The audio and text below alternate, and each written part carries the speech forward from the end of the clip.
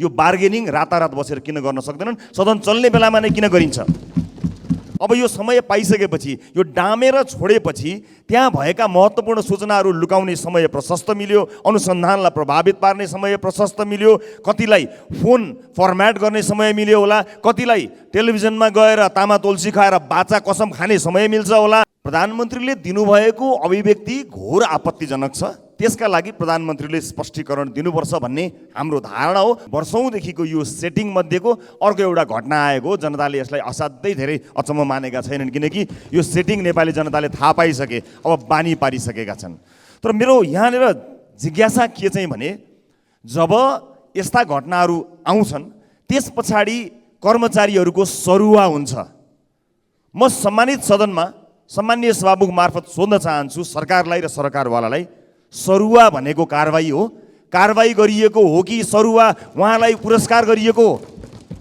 कुनै पनि यस्तो गम्भीर विषय, क्विन्टलका क्विन्टल सुन आउने विषयमा विभिन्न निकायका प्रमुखहरूलाई तुरुन्त बर्खास्त गर्नुपर्ने हो कि केही कर्मचारीहरूलाई सरुवा गरेर यसलाई साटफेर गर्नुपर्ने हो? यसमा कयौँ इन्फर्मेसनहरू होलान्, त्यो इन्फर्मेसनहरू कस्ता ठाउँमा गएर बसिरहेका छन्? अब यो समय पाइसकेपछि, यो डामेर छोडेपछि त्यहाँ भएका महत्त्वपूर्ण सूचनाहरू लुकाउने समय प्रशस्त मिल्यो, अनुसन्धानलाई प्रभावित पार्ने समय प्रशस्त मिल्यो, कतिलाई फोन फर्म्याट गर्ने समय मिल्यो होला, कतिलाई टेलिभिजनमा गएर तामा तुलसी खाएर बाचा कसम खाने समय मिल्छ होला, मिडिया न्यारेटिभ बनाउन मिल्छ होला।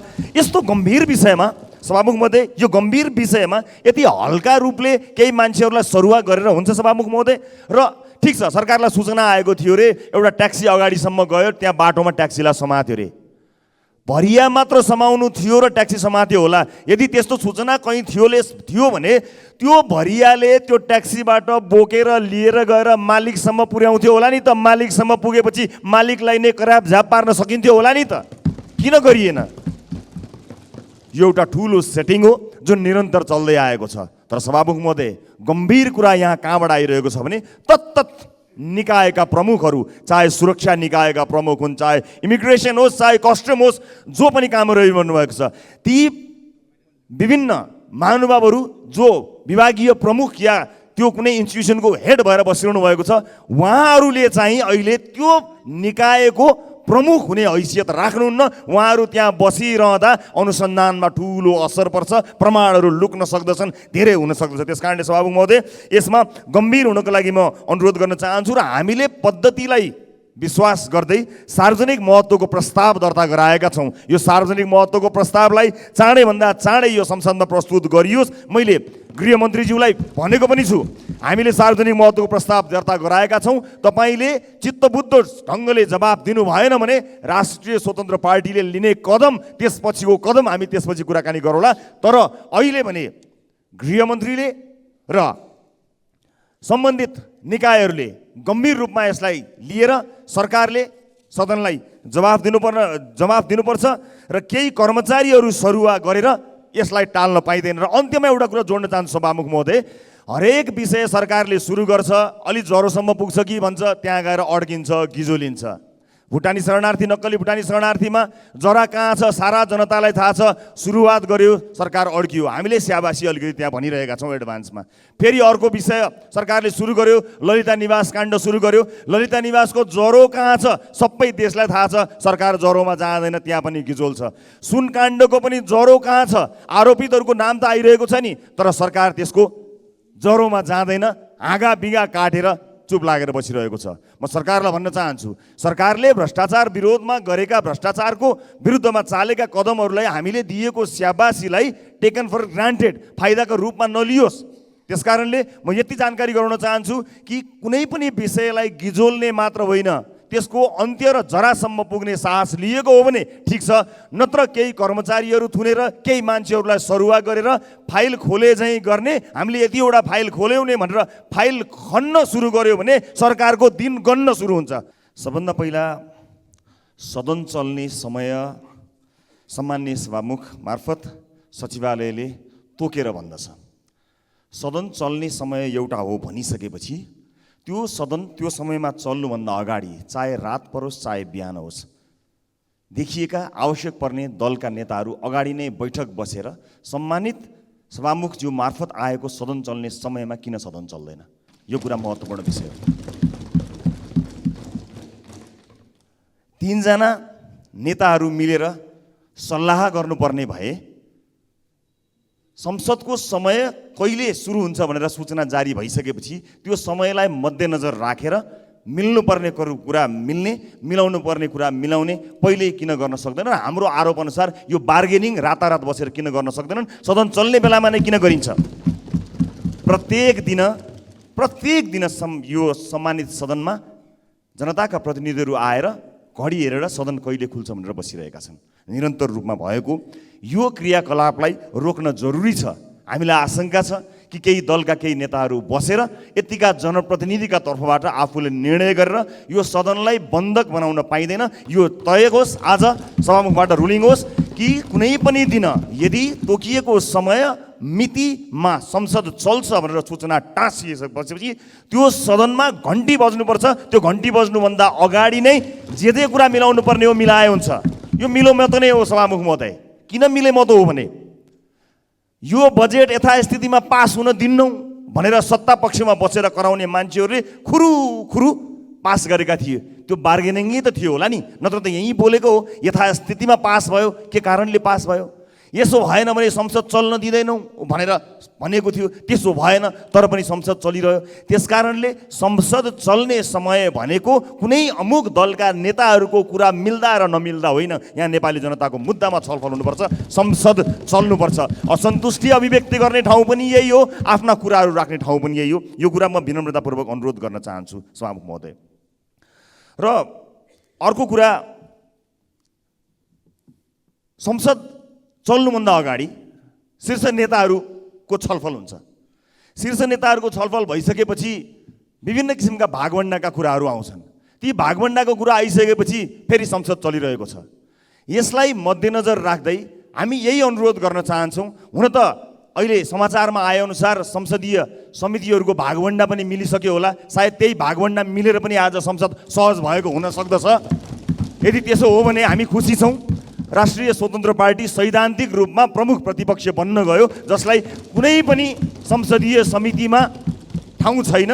तर यसबाट हामी चिन्तित छैनौँ। हामीले आफूलाई अझ बढी जिम्मेवार भएको महसुस गरेका छौँ। यति म अनुरोध गर्न चाहन्छु। अब म गृहमन्त्रीज्यू तर्फ आउनुभन्दा अगाडि राज्यका निकायहरूलाई हामीले किन विश्वास नगर्ने भन्ने विषयमा, छानबिनका विषयमा कुराकानी गरौँला, यहाँ छलफल होला। वर्षौँदेखि राजनीतिक हस्तक्षेपले हामीले हाम्रा निकायहरूलाई निकम्मा बनाएर राखेका होइनौँ। हरेक निकायमा हामीले आफ्ना मान्छेहरूलाई लगेर भर्ती गरेका होइनौँ। अनि आफ्ना मान्छे भर्ती गरेको त्यो ठाउँमा नागरिकको विश्वास छैन भनेर हामी यहाँ खुर्लन मिल्छ सभामुख महोदय? आज सरुवा बडुवामा हुने चलखेल, विभिन्न निकायमा आफ्ना मान्छेहरू भर्ती गर्ने करामतले गर्दाखेरि नै हो नेपाली जनताको विश्वास उठेको। विश्वास छैन नेपाली जनतालाई, त्यसकारणले प्रश्न गरिरहेका छन्। यदि त्यसो हुन्थ्यो भने कयौँ प्रतिवेदनहरू सिरानी मुनि लुकाएर राखिएका छन्। कहाँ गए ती प्रतिवेदनहरू? हो, यी सबै कुराको छानबिन हुनुपर्छ सभामुख महोदय। सरकारले एयरपोर्टमा एउटा हातले छोडे तापनि सिनामङ्गलमा अर्को हातले समायो भनेर खुसी हुन त सकिन्छ होला। तर सिनामङ्गलबाट लात्ताले प्वाक्क हानेर छोडिदियो पनि भन्न सकिन्छ होला नि। सिनामङ्गलमा नसमातेको भए मालिक कहाँ पुग्थ्यो होला नि। दुईटा हात र अर्को खुट्टा पनि चलाएको हो कि भनेर अर्को खुट्टा हामीले यहाँ ल्याउन खोज्दैछौँ। गृहमन्त्रीज्यूका काम कारबाहीप्रति उहाँलाई व्यक्तिगत रूपमा पनि र पार्टीगत रूपमा पनि संसदमा पनि उहाँलाई हौसला बढाउनका लागि अगाडि बढेको राजनीतिक दल हो हामी। म यहाँबाट पनि फेरि पनि स्पष्ट गर्न चाहन्छु, उहाँलाई हौसलामा कमी नआओस् भनेर हामीले निरन्तर साथ दिइरहेका छौँ। तर केही प्रश्नहरू त आएका छन् जसको जवाब गृहमन्त्रीज्यूबाट सुनिसकेपछि त्यो यथोचित जवाब भएन र त्यो चित्त बुझेन भने त्यस पछाडिको कदम हामी भनौँला। तर गृहमन्त्रीज्यूलाई मेरो प्रश्न छ। पहिलो कुरा, बाटोमा समातिएको सुनलाई मालिकसम्म किन जान नदिएको होला, यसबारे मेरो प्रश्न छ, जिज्ञासा छ। म आशा गर्दछु गृहमन्त्रीज्यूले चित्त बुझ्दो जवाब दिनुहुनेछ। 3 दिनपछि त्यो कम्पनीमा छापा मारियो, जुन ब्रेकस्यु ल्याउने कम्पनी थियो। त्यो 3 दिनसम्म त्यो कम्पनीभित्र किन नपुगिएको होला? जहाँ 3 दिनपछि पुग्दा त्यो ब्रेकस्यु नभएको खाली डब्बाहरू भेटियो, त्यो समय किन दिइएको होला? मेरो गृहमन्त्रीज्यूलाई प्रश्न मात्रै हो। 20 दिनसम्म यो राजस्व अनुसन्धानको छानबिनमा पर्यो र त्यसपछि जब दबाबहरू बढ्दै गए अहिले सिआइबी तर्फ यो गएको छ। यो 20 दिनमा यो अनुसन्धानलाई प्रभावित हुने किसिमका कयौँ क्रियाकलापहरू भए होलान्। ती क्रियाकलापहरू हुँदै गर्दा प्रमाण लुकाउने काम, कयौँ मानिसहरू विदेश भाग्ने कामहरू भए। यी कामहरूको जवाफ कसले दिन्छ, यसको निगरानी कसरी गरिरहेको छ, म यो कुरामा गृहमन्त्रीज्यूलाई सोध्न चाहन्छु। र अर्को महत्त्वपूर्ण कुरा, सम्माननीय सभामुख महोदय, सत्तारूढ दलकै नेता यो भेपबाट हुने सुन तस्करीको विषयमा विवादित हुनुहुन्छ। 100 भन्दा बढी पटक सत्तारूढ दलका नेता र उहाँका छोरा बीच कुराकानी भएको, तस्करहरूसँग कुराकानी भएको विषय सार्वजनिक भएको छ कुनै एउटा निकायले गरेको अनुसन्धानबाट। सत्तारूढ दलका नेता भएका कारणले होला, छानबिनका लागि प्रश्न गर्न सक्ने समेत आँट साहस नभएर होला, प्रहरीले मिडियाबाट सूचना चुहाइरहेको छ, मिडियाको प्रयोग गरिरहेको छ, मिडिया ट्रायल गरिरहेको छ। अनुसन्धान कहाँ पुगेर रोकिने हो भन्ने कुराको शङ्का त किन पनि उठाउनु पर्यो भने शङ्काको सुविधा हो यो कि सभामुख महोदय, कि भुटानी शरणार्थी प्रकरणमा पनि एक ठाउँमा पुगेर केही नाम आउने बित्तिकै अड्कियो, केही नाम आउने बित्तिकै त्यसपछिको ललिता निवासमा केही नाम आउने बित्तिकै अड्किएको थियो। अदालतको आदेशै चाहिँदैन थियो, तर अदालतले आदेश गरिसक्यो। अनि बहालवाला सचिव हवाई जहाजको सिटबाट कथालोमा समातेर ल्याइन्छन् देशका पूर्व प्रधानमन्त्रीलाई। अदालतले छानबिन गर्नु भनेको भोलिपल्ट नै जान दिइन्छ। यो विभेद एउटै केसमा कसरी भयो? यस्ता आशंकाहरू उब्जनी भएका छन् सभामुख महोदय। त्यसैले म विनम्रतापूर्वक के अनुरोध गर्न चाहन्छु भने राज्यका निकायहरूलाई हामीले काम गर्न दिनुपर्छ, तर राज्यका निकायहरूलाई काम गर्न दिने भनिरहँदा राज्यका कुन कुन निकायले त्यो सुनलाई, जहाँ एउटा सियो पनि पस्न सक्दैन, क्विन्टलका क्विन्टल छिर्न दिने ती निकायहरू के हुन्? ती निकायहरूले भविष्यमा आफ्नै अन्डरमा हुन लागिरहेको इन्भेस्टिगेसनमा प्रभाव पार्दैनन् भन्ने कुराको सुनिश्चितता मलाई मेरा गृहमन्त्रीले संसदको रोस्ट्रमबाट दिनुपर्छ। त्यस पछाडि आयोग बनाउन नसकिने कुरा पनि होइन, आयोगसँग डराउनु पर्ने कुरा पनि होइन। सबै मान्छे खराब छैनन् सभामुख महोदय, कोही मानिसहरू यो देशका लागि ज्यान दिन तयार छन्, केही असल मानिसहरू पनि अझै पनि जिउँदा छन्। त्यस्ता असल मानिसहरूलाई राखेर बनाउनै नसकिने पनि होइन, तर त्यसको आवश्यकता छ कि छैन भन्ने कुरा थाहा पाउन पनि सदन चल्नुपर्छ, गृहमन्त्रीले जवाब दिनुपर्छ, आवश्यक परे प्रधानमन्त्रीले जवाब दिनुपर्छ। त्यो जवाबका आधारमा त्यसपछि यदि छानबिन समिति अथवा छानबिन आयोगको आवश्यकता पर्छ भने त्यसका लागि हामी जान्छौँ। हामी आज गृहमन्त्रीको जवाफ यसमाबाट सुन्न चाहन्छौँ, गृहमन्त्रीले यसको जवाफ पनि दिनु पर्यो। यो सँगसँगै गृहमन्त्रीज्यूलाई म विनम्रतापूर्वक अनुरोध गर्न चाहन्छु कि तामाङ समुदायले गरेको प्रदर्शनमा त्यस ढङ्गको बर्बर आक्रमण के कारणले गरियो, त्यस किसिमको आक्रमण र त्यस किसिमको हात हाल्ने काम जुन भएको छ त्यसमा पनि म गृहमन्त्रीज्यूको ध्यानाकर्षण मात्र होइन, जवाफ पनि चाहन्छु। र अन्त्यमा जुन लथालिङ्ग अवस्था देशको सृजना भएको छ त्यसलाई हेर्दा अहिले सदन जसरी चलिरहेको छ र एक अर्काको अनुहार पनि हेर्न नचाहनु हुने नेताजीहरू जब काण्डहरू हुँदा एक अर्का बिना बाँच्नै नसक्ने गरी भेटिरहनु भएको छ, यसमा हामीलाई गम्भीर शङ्का लागेको छ, आशंका लागेको छ। र यो सदन अन्त्यमा सभामुख महोदय, सम्मानित सभामुख महोदयको मातहतमा सम्मानित सभामुख महोदयले सदन यति बजे यो दिन खुल्छ भनेर भनिसकेपछि हामी बस त्यो घन्टी कुरेर बसिरहनेछौँ। त्योभन्दा बाईँ दायाँ बायाँ जसलाई जे मिलाउनु छ, जसलाई जे बार्गेनिङ गर्नु छ, जसलाई जे चाहिएको छ, जसलाई कुन कुन पद चाहिएको छ, सत्ता पक्षलाई, विपक्षलाई, प्रतिपक्षलाई जसलाई चाहिएको छ, सदनले भनेको समयभन्दा अगाडि बसेर गरियोस्, काम कुरा गरियोस्, मिलाइयोस्। तर यो सदन सभामुखज्यूले भनिसकेको समयमा घन्टी बजेर चलोस्, यो रुलिङ होस्। रासोपा प्रतिपक्षको भूमिकामा छ, तर रासोपाका प्रतिपक्षमा हुनुका पनि आफ्ना मुद्दाहरू छन्। त्यसकारण रासोपा अरू कुनै दलको मुद्दा होइन, आफ्ना मुद्दाहरूमा जो जनताका मुद्दा हुन् त्यस मुद्दामा उभिएको छ, आफ्नै स्वतन्त्र अस्तित्व साथ रासोपा उभिएको छ।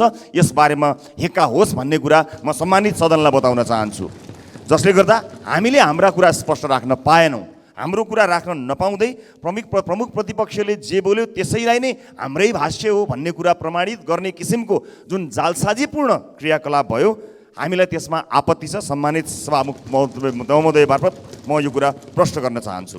प्रधानमन्त्रीले दिनुभएको अभिव्यक्ति घोर आपत्तिजनक छ। त्यसका लागि प्रधानमन्त्रीले स्पष्टीकरण दिनुपर्छ भन्ने हाम्रो धारणा हो। प्रधानमन्त्रीले खुलेर यसबारेमा बताउनु पर्नेछ, सदनलाई बताउनु पर्नेछ। हामीलाई लाग्छ कि हामीले यही सदनबाट अझ रासोपाको सभापतिका हैसियतले मेरो आफ्नै हस्ताक्षर छ र यही सदनबाट नेपाली जनताले चुनेको सदनबाट उहाँ त्यो हस्ताक्षरसहित प्रधानमन्त्री हुनुभएको भन्ने कुरामा हामी निर्धक्क थियौँ, ढुक्क थियौँ। तर प्रधानमन्त्रीले त छिमेकी राष्ट्रले बनाउने, प्रधानमन्त्री बनाउने सार्वभौम देशको अस्तित्वलाई नै एउटा प्रश्न खडा गर्ने किसिमले जुन अभिव्यक्ति दिनुभयो त्यो आपत्तिजनक छ। त्यो कुरा हामीले हाम्रो तर्फबाट हाम्रो ढङ्गले भन्न पाउनु पर्थ्यो सभामुख महोदय, त्यो हामीले भन्न पाएनौँ। यसमा प्रधानमन्त्रीज्यूले स्पष्ट जवाब दिनुहुनेछ भन्ने विश्वास मैले लिएको छु र प्रधानमन्त्रीज्यूलाई पनि म अलिकति सचेत पनि अनुरोध गर्न चाहन्छु कि कहिले चाहिँ उहाँ 35,000 लडाकुको होइन 7,000 मात्र थियो भनिदिनुहुन्छ, कहिले 5,000 को जिम्मा भन्नुहुन्छ, कहिले कम्फर्टेबल भन्नुहुन्छ, कहिले सरकार नै अरूले बनाएको भन्नुहुन्छ। आफ्नो भनाइमा अलिकति स्पष्ट हुन प्रधानमन्त्रीज्यूलाई म अनुरोध गर्न चाहन्छु र विशेष गरेर अन्य मुद्दा त राजनीतिक कुरा होलान्, तर राष्ट्रिय स्वाधीनताको मुद्दा, राष्ट्रियताको सवालका मुद्दा र यो देशको सार्वभौमिकताको मुद्दामा चाहिँ यसरी फिर्ता लिनुपर्ने अथवा अप्ठ्यारो हुनुपर्ने अभिव्यक्तिका लागि भविष्यमा पनि सचेत हुनका लागि म प्रधानमन्त्रीज्यूलाई विनम्रतापूर्वक यहीँबाट अनुरोध गर्न चाहन्छु। र मिटर ब्याज सम्बन्धी अध्यादेशका विषयमा सभामुख महोदय हामीले हाम्रो धारणा स्पष्ट राखेका छौँ। म अझै पनि यहाँ भन्न चाहन्छु, सत्ता पक्षका कुन कुन दल र कुन कुन नेताको स्वार्थका लागि त्यो अन्तिम दिनमा यहाँ ल्याइयो यो कुरा पनि स्पष्ट होस्। रासोपा मिटर ब्याज सम्बन्धी सरकारले अध्यादेश मार्फत ल्याएको यो विषयमा स्पष्ट छ, मिटर ब्याज पीडितहरूको पक्षमा छ, सरकारलाई साथ दिन तयार छ। तर किन त्यसलाई अन्तिम दिनमा ल्याइयो? कुनै पनि बेला कुनै पनि समयमा संसद अवरुद्ध हुन सक्ने यथार्थलाई हामीले जानेका छौँ, बुझेका छौँ। तर यो जान्दा जान्दै अन्तिम दिनमा ल्याइएको कुरामा विरोध गर्न चाहन्छ र रासोपा खडा भएको छ, उभिएको छ। बरु सत्ता पक्षभित्रको कुनै दल या दलका नेताहरू पो जोगाउनतिर लागिरहेका छन् कि म स्पष्ट होस् भन्ने कुरा अनुरोध गर्न चाहन्छु। सम्माननीय सभामुख महोदय, यसलाई अझै पनि सके सभामुख महोदय, महत्त्वपूर्ण विषय छ सभामुख महोदय, यसलाई अझै पनि सरकारले चाहिँ यो अध्यादेश 0 मा गए पनि प्रतिस्थापन विधेयक मार्फत चाह्यो भने 15 दिनमा गर्न सक्ने व्यवस्था छ अथवा अन्य व्यवस्थाहरू छन्। इच्छुक दलले हामीले कमिटमेन्ट गरे जसरी आजै कमिटमेन्ट गरिदिए पनि भयो, हामी तयार छौँ, यसलाई अगाडि बढाउनु पर्यो, पीडितहरूलाई पीडा दिनु भएन। यो संसदका धेरै कामहरू छन् सभामुख महोदय, म छोटकरीमा सकिहाल्छु। यो संसद 3 दलले बन्धक बनाउन मिल्छ, 3 दलले जे निर्णय गर्यो त्यही हो, अरू बाँकी रहेका मान्यज्यूहरूको। त्यसकारणले म यसमा हामी प्रतिपक्षमा छौँ, प्रतिपक्षले उठाएका सही ठाउँमा प्रतिपक्षमा एक ढिक्का छौँ, सरकारले गरेको राम्रो ठाउँमा सरकारलाई स्याबासी भन्न पनि हामी हिचकिचाउँदैनौँ। त्यसकारणले हाम्रो आफ्नै ठाउँ छ, आफ्नै एउटा स्पष्ट धारणा छ। यी संसदले गर्नुपर्ने थुप्रै कामहरू छन् सभामुख महोदय। अहिले कयौँ शिक्षा ऐन कहाँ गयो, अहिले निजामती ऐनको कुरा कहाँ गयो, प्रहरी ऐनको कुरा छ। यो मनी लन्ड्रिङको विषयमा देशलाई नै ब्ल्याकलिस्टेड गर्न सक्ने अवस्थासम्म पुगिरहेको छ। यत्रा कामहरू सदनमा छन्, सदनमा यत्रो कामहरू हुँदा शीर्ष नेताहरूको मुड चलेन रे उहाँहरूलाई भने यो सदन रोकिन्छ सभामुख महोदय? यो कदापि स्वीकार्य छैन सभामुख महोदय। जनताका मुद्दामा संसद रोकिन्छ भने रोकियोस्, तर नेताहरूको मुद्दामा, पार्टीका मुद्दामा संसद रोकिने कुरालाई रासोपा स्वीकार गर्दैन सभामुख महोदय। त्यसकारणले यो अत्यन्त जरुरी कुरा हो। संसदीय समितिहरू नभएर यस्तो धेरै अप्ठ्यारो परिरहेको अवस्थामा यसलाई गम्भीरतापूर्वक लिइयोस् र हाम्रै दलले 3वटा संसद यो सङ्कल्प प्रस्ताव समेत यहाँ दर्ता गरेको छ, त्यसमा पनि कहीँ कतै केही कारबाही भएको छैन। यो क्लोजिङको समय सभामुख महोदय, अहिले व्यापारीहरू यो असार मसान्तमा बैंकको ब्याज कसरी तिर्ने होला भनेर छटपटाइरहेको अवस्थामा उनका मुद्दा बोल्नुपर्ने छ। यहाँ कयौँ राजनीतिक कर्मीहरू मैले निर्ममतापूर्वक भन्नुपर्ने हुन्छ, न व्यापार छ, न व्यवसाय छ, न जागिर गर्नुभएको छ, तै पनि सानको जिन्दगी बाँचिरहनु भएको छ। तर जसले व्यापार व्यवसाय जागिर गरेर बाँचेको छ, आज यो असार मसान्तमा बैंक ब्याज तिर्न नसकेर उहाँहरूको अवस्था दयनीय हुने अवस्थामा आएको छ। त्यसमा बोल्नु पर्दैन? मिटर ब्याज पीडितका बारेमा अगाडि बोल्नु पर्दैन? अहिले सहकारीले ठगेका मान्छेहरू कयौँ मान्छेले आत्मदाह गरेका छन् सभामुख महोदय। यो माइती घरमा अहिले लाइन लागेर बसेका छन्, तिनका मुद्दामा बोल्नु पर्दैन? सदन रोकिन्छ भने जनताको त्यस्ता मुद्दामा रोकिन्छ। लाखौँ मान्छेहरूलाई पीडित बनाएर बाटो अवरुद्ध छ। यो आपतकालमा के तयारी गरिरहेको छ सरकारले त्यसबारे अनभिज्ञ रहेर जति प्रतिप्रति अहिले रोपाईँको समयमा सभामुख महोदय 30% पनि रोपाईँ भएको छैन, खाद्य सङ्कटको समस्या आएको छ। त्यस्ता विषयमा बोल्नु पर्दैन यो सदनमा? त्यसकारणले सभामुख महोदय, म गम्भीरतापूर्वक र विनम्रतापूर्वक अनुरोध गर्न चाहन्छु कि संसदको गरिमालाई केही दलहरूले आफ्नो जुङ्गाको लडाइँ बनाउनु हुँदैन।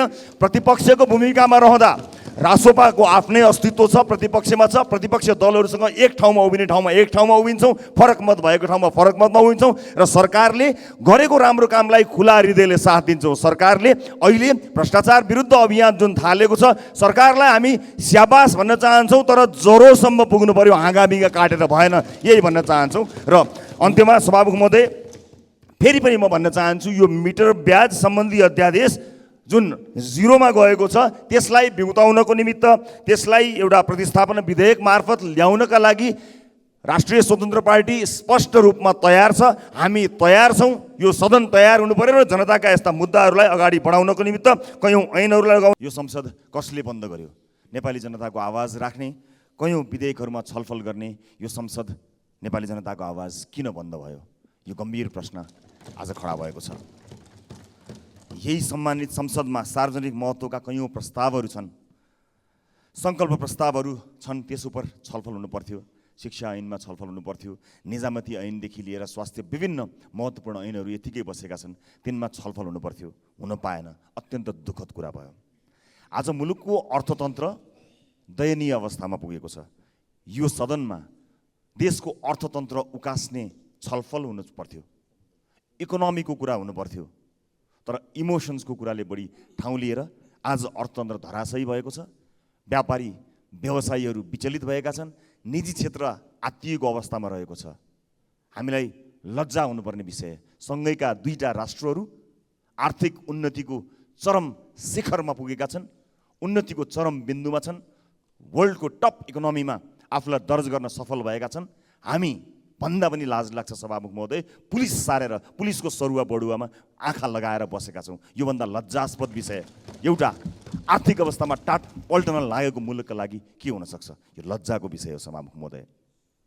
सभामुख महोदय, सरकारले सुशासनको कुरा गर्यो, हामीले शङ्काको सुविधा दियौँ। यो शङ्काको सुविधा दिइरहँदा सरकारले भनिरहेको सुशासन कहाँसम्मको सुशासन हो? आफ्नो ढोकासम्म त्यो ब्लेम अथवा त्यो आरोप नआइपुग्दासम्मको सुशासनको कुरा गरेको हो कि साँच्चै कि सुशासनको कुराकानी गरेको हो? यो एउटा गम्भीर प्रश्न बनेर खडा भएको छ। भुटानी शरणार्थी प्रकरणमा जति पनि मानिसहरू काम गरिरहेका थिए, प्रहरी अधिकारी काम गरिरहेका थिए, तिनको सरुवा बढुवा भयो। सुशासनको यो प्रमाण पर्याप्त छैन र सरकारलाई शङ्का गर्नको निमित्त। त्यसै गरी ललिता निवास प्रकरणमा नम्बरी जग्गा लिएका, मालपोतमा गएर कागज पत्र सबै हेरेका, पैसा दिएर किनेका मानिसहरू र कर्मचारीहरू जहाजको सिटबाट समातेर थुनिए। निर्णयकर्ताहरूलाई सुनपानी छर्किए जसरी चोख्याएर पठाइयो। सरकारको सुशासन यही हो र? सरकारले भनेको सुशासन यही नै हो? त्यसै गरी सुन प्रकरणमा सत्तारूढ दलका नेताहरूको नाम आउने बित्तिकै सरकार सुस्तायो कि सरकारले भन्न खोजेको प्रकरण, सरकारले दिन खोजेको सुशासन यही हो। छानबिन समितिको कुराकानी आएको छ, ठिक छ, छानबिन समिति बन्ला, तर विगतमा बनेका छानबिन समितिहरूले के गरे कसो गरे यो समाज सामु प्रष्ट छ। अविश्वास गरेको होइन। विगतमा मलाई सम्झना भएसम्म धितोपत्र बोर्डको एउटा विषय थियो जसलाई छानबिन समितिको रिपोर्टका आधारमा कारबाहीमा गयो, नत्र छानबिन समितिहरूको कार्यकुशलता, त्यसको प्रभावकारिताको बारेमा यो समाज छर्लङ्ग छ। यसले राम्रोसँग बुझेको छ। फेरि पनि शङ्काको लाभ दिन हामी तयार छौँ, छानबिन समिति बस्ला। तर सुशासनको प्रत्याभूति दिइरहँदा आज हामीले राज्यका निकायहरूलाई कति निकम्मा बनाएका छौँ। गौडामा आफ्ना मान्छे भर्ती गरेर बसेका छौँ अनि हामी सुशासनको अपेक्षा गरेर बसेका छौँ। कुन निकायलाई मान्ने सभामुख महोदय? कसले गरेको छानबिनलाई मान्ने होला? यहाँ अन्यथा कसैले नलिनु होला। बाबुआमाले गोलीसँग नडराएर ज्यानको बाजी लगाएर लडेको युद्ध, आन्दोलन, परिवर्तनका लागि गरेको त्याग, तपस्याको बलमा आएका नवयुवराजहरू, उहाँका छोराछोरीहरूको कुन हरकत र कुन तहको क्रियाकलापहरू आएको छ हामीले देख्दै आएका छौँ। यो दुःखद विषय हो। मैले नवयुवराज भन्नै पर्ने हुन्छ, किनकि यो परिवर्तनमा बुवा पुस्ताले गरेको त्यो त्याग र बलिदानको जगमा छोराछोरी पुस्ताले गरेको यो नाच सर्वत्र देखिएको छ, निन्दनीय छ। मैले यो प्रसङ्ग किन उठाउनु परेको सभामुख महोदय भने यो अनुसन्धान कहीँ कतै नवयुवराजहरूतिर आयो भने फेरि सरकारले भनेको सुशासन बालुवाटार जग्गा प्रकरणमा जस्तो, भुटानी शरणार्थी प्रकरणमा जस्तो, सुन प्रकरणमा जस्तो अड्किने त होइन। एक ठाउँमा पुगेपछि अर्को काहीँ सङ्केत हुन थालेपछि अड्किने त होइन। यो शङ्का मैले यहाँ राख्न उपयुक्त ठाने सभामुख महोदय। त्यसैले विश्वास गर्न चाहन्छु, शङ्काको लाभ फेरि पनि दिन चाहन्छु कि सरकारले जुन छानबिन भनेको छ त्यो छानबिन सही ढङ्गले अगाडि बढ्नेछ भन्ने मैले विश्वास लिएको छु। अब म एउटा सानो दृष्टान्त यहाँ फटाफट भन्न चाहन्छु, समयको पाबन्दी छ। 2 गते शनिबार रसुवा प्रहरीले 2 किलो सुनसहित सुदीप शेर्पा र फुर्बाङ शेर्पालाई पक्राउ गर्यो। यो सुन र पक्राउ परेका दुवैजनालाई रसुवा प्रहरीले अनुसन्धान र कानुनी कारबाहीका लागि भदौ 3 आइतबारका दिन राजस्व अनुसन्धान विभाग ललितपुर पठायो।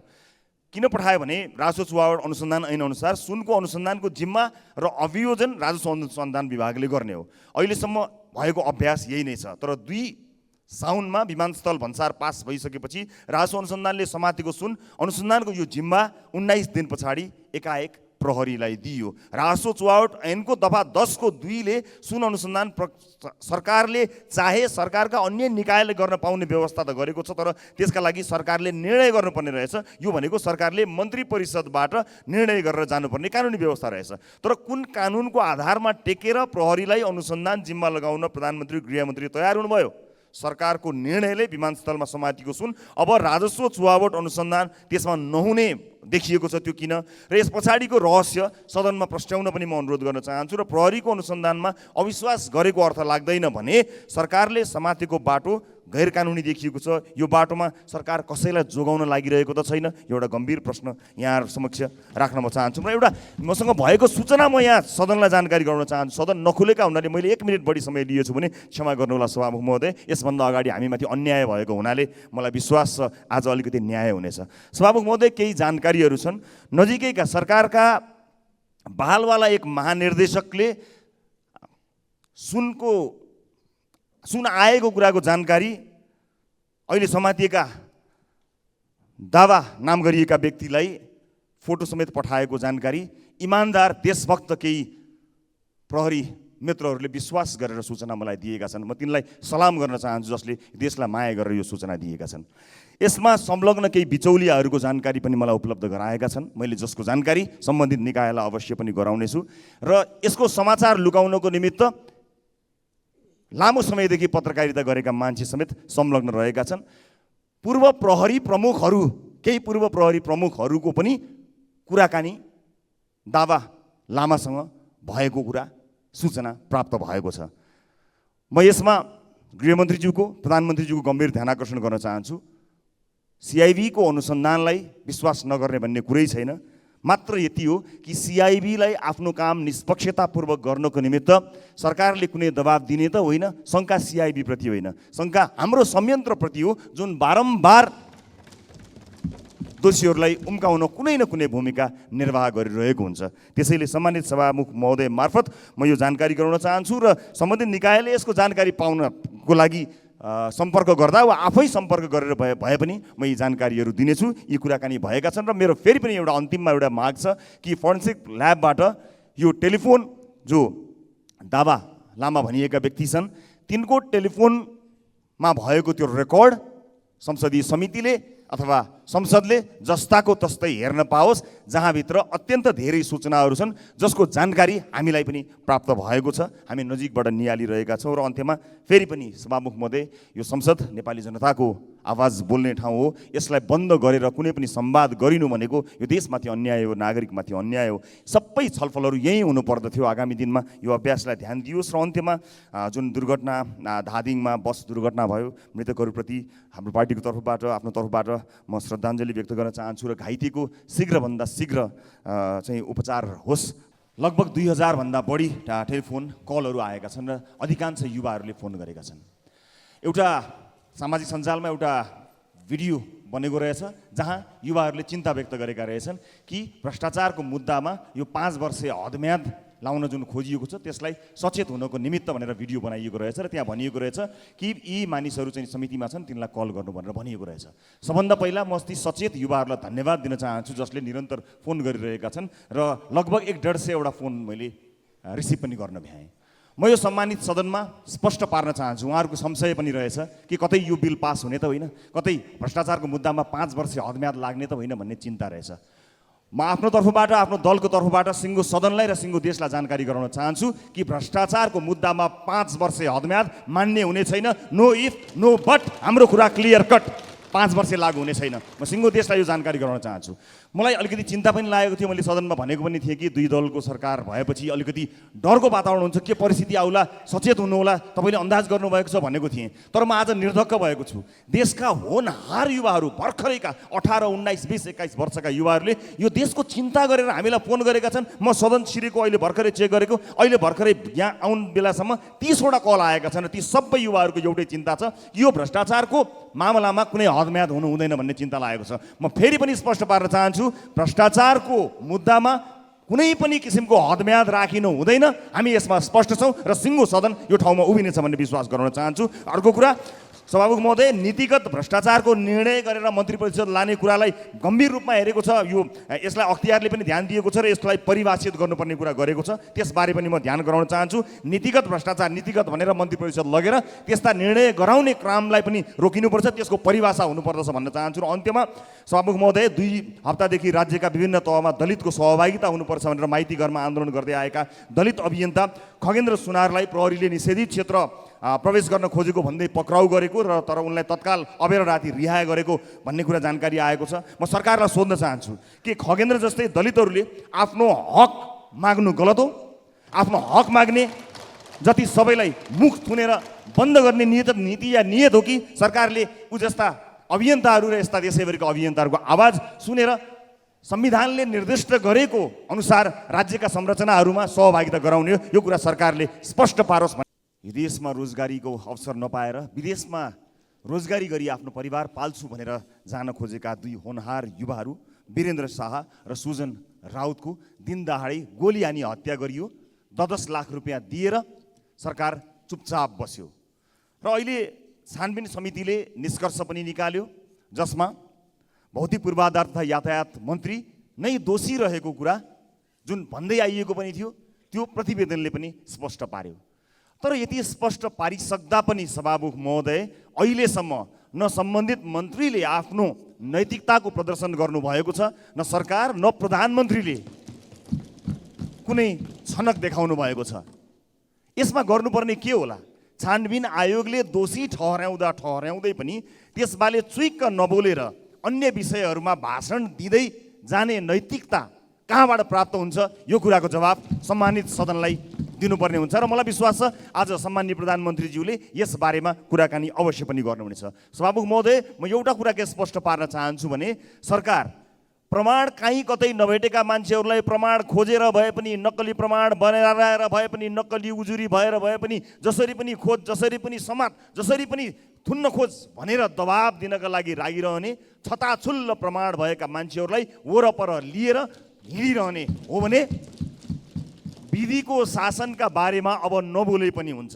हामी बुझ्दछौँ गठबन्धनको पीडा, हामी बुझ्दछौँ प्रधानमन्त्रीसँग जम्मा 32 सिट भएको पीडा, तर हामी यो पनि बुझ्दछौँ कि नेपाली जनताले भोग्नु परेको पीडा कसैको सत्ता टिकाउनका लागि आधार नबनोस्। रासोपाले रचनात्मक रूपमा सरकारले गरेको राम्रो कामको सदैव सम्मान गर्दै आएको छ, तर नभएका मान्छेहरूलाई, आफ्ना वरपर नभएका मान्छेहरूलाई बचाउनको निमित्त प्रयास गर्ने अनि अन्यलाई फसाउनको निमित्त गर्ने यो प्रयासको गन्ध आएको हुनाले म सम्मानित सदनको ध्यान आकर्षण गर्न चाहन्छु। सरकारले फाइल खोल्ने हो भने हाम्रो दलबाट म हुँदै मेरा सम्पूर्ण सांसदहरूबाट सुरु गरोस्, ठिक छ, तर अब अर्को फाइल सरकारले नखोलोस्, किनकि सरकारले फाइल खोल्ने भनेको त आफ्ना मान्छे बचाउनका लागि रहेछ, आफ्ना मान्छेको फोटो आउनको लागि रहेछ। त्यसकारणले आज सम्माननीय सभामुख मार्फत सम्माननीय प्रधानमन्त्रीज्यूलाई र सरकारलाई म भन्न चाहन्छु, भ्रष्टाचार लगायतका सम्पूर्ण फाइल रासोपाबाट सुरु गरोस्, अन्य दलको नखोलोस्, कसैको पनि फाइल नखोलोस्। फाइल खोल्नु के रहेछ भन्ने कुरा ललिता निवासमा देख्यौँ, फाइल खोल्नु केका लागि रहेछ सुनकाण्डमा देख्यौँ, फाइल केका लागि खोल्दो रहेछ भन्ने कुरा भुटानी शरणार्थीमा देख्यौँ। अब कतिवटा चिजमा हेर्न बाँकी होला र आफ्ना मान्छेको अनुहार आउने बित्तिकै बन्द गर्ने र मुद्दा कमजोर बनाएर अदालतलाई फैसला गर्नको निमित्त गाह्रो बनाइदिने परिस्थिति आउने अनि न्यायालय बदनाम हुने, न्यायालयले गर्यो, हामीले त गरेको होइन भन्ने अनुसन्धान गर्दै गर्दाका मान्छे सार्ने मान्य यही हो सदस्य, फाइल सर्ने समय तरिका। छुट्याउनुहोला। म यति भन्न चाहन्छु, हामीबाट सुरु गरियोस्, मिडिया ट्रायल पनि हामीबाटै गरियोस्। 21 जना सांसदहरू तयार छन्, सम्पूर्ण छानबिन हामीबाट गरियोस्। हाम्रा सबै फाइल अविलम्ब खोलियोस्, हामीलाई कहाँ बोलाउने हो खडा गरियोस्, तर अन्य फाइल सरकारले नखोलोस्। सरकारको नियतमा ठुलो शङ्का भयो र अन्त्यमा दुई होनहार युवाहरूले ज्यान गुमाएको यो घटनालाई रासोपा सामान्य रूपमा लिन चाहँदैन। के गर्ने हो प्रधानमन्त्रीज्यूले आज यही रोस्ट्रममा, यही सार्वभौम संसदमा भन्नुहुनेछ र आफूले प्रतिबद्धता गराए अनुसार म सुशासनका लागि जे पनि गर्न तयार छु, म देशमा केही गर्नका लागि आएको छु, यो कार्यकाल मेरो गजबको हुनेछ भनेर जुन प्रतिबद्धता देखाउनु भएको छ, आज प्रधानमन्त्रीको जाँच हुनेछ। प्रधानमन्त्रीले आज आफ्नो जाँच दिनुहुनेछ। बालकुमारी घटनामा प्रतिवेदनले दोषी ठहर्याएको मन्त्रीलाई के गर्ने हो, हाम्रो केही पनि माग छैन। प्रधानमन्त्रीले आज त्यो रोस्ट्रमबाट भन्नुहुनेछ र यहाँ बसेर हात दुखुन्जेल ढ्यापढ्याप गर्नको लागि हामी तयार छौँ। भ्रष्टाचारका विषयलाई लिएर हामीले बारम्बार कुरा उठाउँदै आइरहेका थियौँ। 3 राजनीतिक दलहरू खुसुर बसेको कुरालाई लिएर आशंका व्यक्त गर्दै आइरहेका थियौँ। आज कुनै राजनीतिक दल बाँकी रहेको छैन जसलाई आरोप लाग्न बाँकी रहेको होस्। त्यति मात्र होइन, राज्यका निकायहरूको नाम यसरी आइरहेको छ, अनुसन्धान गर्ने अधिकारी त्यसका प्रमुखहरूको नाम आइरहेको छ। यस्तो अवस्थामा यो कुनै अँध्यारो कोठामा कुनै गल्लीमा भएको क्रियाकलाप छैन। दिउँसै दिन दहाडै दिनको उज्यालोमा प्रधानमन्त्री कार्यालय बालुवाटारमा, मन्त्री क्वार्टरमा, मन्त्री बस्ने सिंहदरबारमा लेनदेन भएको यस्ता विषयहरू आइरहेका छन् र यहाँ मुछिएका मान्छेहरू हेर्नुहोस्, यो राज्यमा हामीले कसलाई विश्वास गर्ने। त्यसकारणले यो विश्वासको वातावरण बन्द भएको छ। यसका लागि संसदीय विशेष समिति बनाएर यसको छानबिन गर्नुपर्ने हुन्छ। जुन जुन निकायहरू यसमा लागि परेका छन्, कसैको पनि विश्वास गर्ने वातावरण नभएको हुनाले सम्माननीय सभामुख महोदय मार्फत यो अनुरोध गर्न चाहन्छु कि जसको नाम आएको छ तिनलाई छानबिनको सम्म दायरामा ल्याउन नहुने, सोधपुछसम्म गर्न नहुने गरी किन डराएको। गृहमन्त्रीले मुटु दह्रो छ भन्नुभएको थियो, प्रधानमन्त्रीले मुटु दह्रो छ भन्नुभएको थियो। उहाँको मुटु कहाँ गएर चेक गर्ने, उहाँको मुटु कति दह्रो छ भन्ने कुरा हामीले देखिएका छौँ। यसकारणले हरेक नाम आएका मान्छेहरूसँग सोधपुछ हुनु पर्यो, उनलाई कारबाहीको दायरामा ल्याउनु पर्यो। खुट्टा कमाउनु भएन। हाम्रा हकमा, आम नागरिकका हकमा आउँछु भन्दा भन्दै, बयान दिन आउँछु भन्दा भन्दै धरपकड गरेर लिएर गएको इतिहास छ। न्युज रुमबाट समातिएको मान्छे म यहीँ छु। मान्छेले अडियो दिएका छन् र प्रहरी प्रमुखले भनेका छन् अडियो सही हो भनेर भनेका छन्। एकपटक सोधपुछका लागि बोलाउन नहुने को हो उहाँहरू? यत्रो ठुलो अन्तर्राष्ट्रिय बेइज्जत भएको अवस्थामा यो कदापि हुन दिँदैनौँ सभामुख महोदय। यो गम्भीर विषय छ जसले छानबिन गर्नुपर्ने हो। उनीहरूको नाम आइरहेको छ। म आएका आधारमा, नाम आएका आधारमा कसैलाई आरोप लगाउन गइरहेको छैन, तर यो छानबिनले नेपाली जनताले चाहेको जस्तो नतिजा दिन सक्दैन। संसदले विशेष समिति बनाउनुपर्छ। म सम्माननीय सभामुख मार्फत यो सदनलाई आह्वान गर्न चाहन्छु, कार्यसूचीमा यो मिटर ब्याज अध्यादेश अथवा मिटर ब्याज पीडितहरूको विषय आज किन आएन, कसका कारणले रोकियो सभामुख महोदय?